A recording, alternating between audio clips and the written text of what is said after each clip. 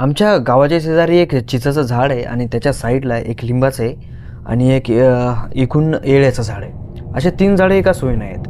आणि जेव्हा एखादं लहान मुलगा असा म्हणतो की चला चिंचा वगैरे खायला जाऊ, तर आमच्या गावातली माणसं म्हणतात की नका, तिकडं नका जाऊ, ते जे झाड आहे ते पूर्णपणे शापित आहे.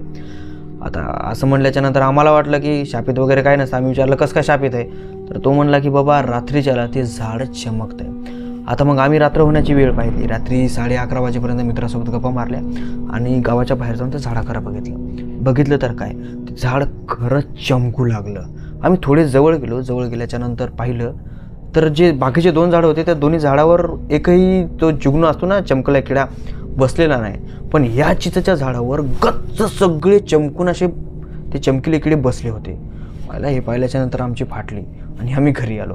कारण की 2 झाडावर बसले नाही, एकाच झाडावर कसे काय बसलेत? नॉर्मल असलं तर 3 झाडावर बसले असते ना.